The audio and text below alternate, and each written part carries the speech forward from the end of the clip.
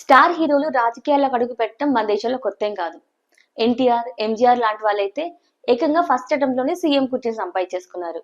కానీ ఆ తర్వాత వచ్చిన చిరంజీవి, పవన్ కళ్యాణ్, కమల్ హాసన్ లాంటి వాళ్ళు మాత్రం ఆ మ్యాజిక్ ని రిపీట్ చేయలేకపోయారు. అయితే ఇప్పుడు తమిళనాడు ఎన్నికల్లో విజయ్ మాత్రం ప్రపంచం సృష్టించాడు. చిరంజీవికి, పవన్ కళ్యాణ్ కి సాధ్యం కాంది విజయ్కి ఎలా సాధ్యమైంది? ఎలాంటి వ్యూహంతో విజయ్ ఇప్పుడు సీఎం పదవి చేజెక్కించుకుంటున్నాడు అనే విషయాలు ఈ వీడియోలో ఇప్పుడు తెలుసుకుందాం. అంతకన్నా ముందు ఇలాంటి ఇంట్రెస్టింగ్ వార్తల కోసం ఏషియానెట్ తెలుగు ఛానల్ ని ఇప్పుడే సబ్స్క్రైబ్ చేసుకోండి. ఫస్ట్, చిరంజీవి సక్సెస్ అవ్వడానికి రీజన్ రాంగ్ టైమింగ్ అని చెప్పొచ్చు. అవును, 2008లో చిరంజీవి ప్రజారాజ్యం పార్టీ పెట్టినప్పుడు ఆ పార్టీ మీద చాలా అంచనాలు ఉన్నాయి. కానీ ఎలక్షన్ దిగిన తర్వాత ఆ పార్టీ కేవలం 18 సీట్లే వచ్చాయి.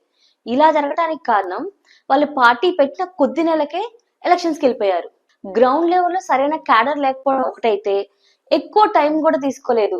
దానివల్ల అది ఇంకో కారణం. అంతేకాకుండా చిరంజీవి పాలిటిక్స్ లోకి వచ్చిన టైంలో రాజశేఖర రెడ్డి హయాంలో కాంగ్రెస్ పార్టీ చాలా స్ట్రాంగ్ గా ఉంది.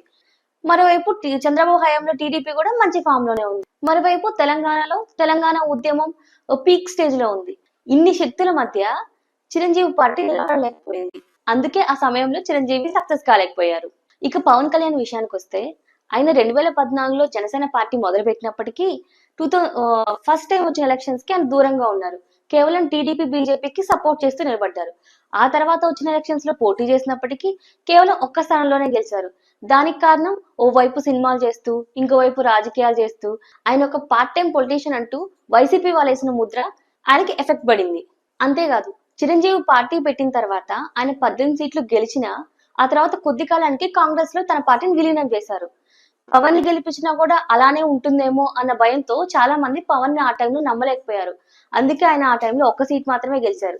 కానీ వైసీపీ వాళ్ళు తన మీద వేసిన ముద్రను చెరుపుకొని పవన్ కళ్యాణ్ 2024 ఎలక్షన్స్ లో కింగ్ మేకర్ గా నిలిచారు. 21 సీట్లలో పోటీ చేసి 21 సీట్లలో గెలిచి తన సత్తా చాటారు.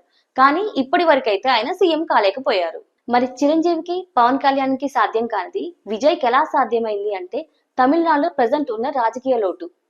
అవును, డిఎంకేలో జయలలిత, కరుణానిధి లాంటి దిగ్గజాలు లేరు. డిఎంకే పార్టీ మీదేమో వ్యతిరేకత ఉంది. ఇక అన్నా డిఎంకే విషయానికి వస్తే బలమైన నాయకత్వం లేరు. ఇన్ని రీజన్స్ విజయ్కి కలిసి వచ్చాయి. దానికి తోడు ఆయన పార్టీ ప్రకటించి వదిలేయలేదు. 2 years గా చాలా కామ్ గా గ్రౌండ్ వర్క్ చేసుకుంటూ వచ్చాడు. అంతేకాకుండా తన స్పీచ్లతో, తన సినిమాలతో యూత్ ని ఆకర్షించడం మొదలుపెట్టాడు. ఇవన్నీ విజయ్కి ఈ ఎలక్షన్స్ కి ప్లస్ అయ్యాయి. బలమైన నాయకత్వం లేని టైంలో కరెక్ట్ టైం చూసుకొని విజయ్ పాలిటిక్స్ లోకి ఎంటర్ అవ్వటం కూడా ఒక ప్లస్ అయిందని చెప్పొచ్చు. నిజానికి రాజకీయాల్లో సక్సెస్ అవ్వాలంటే క్రేజ్ ఒక్కటి ఉంటే సరిపోదు, ప్రత్యర్థుల బలహీనతను కూడా కలిసి రావాలి. ఇప్పుడు విజయ్ విషయంలో అదే జరిగింది. మరి ఈ ఎన్నికల తర్వాత విజయ్ ఖచ్చితంగా సీఎం అవుతాడా? మీకేమనిపిస్తుంది? మీ అభిప్రాయాన్ని కామెంట్ రూపంలో తెలియజేయండి. ఈ సమాచారం మీకు నచ్చినట్లయితే లైక్ చేయండి, కామెంట్ చేయండి, సబ్స్క్రైబ్ చేయండి.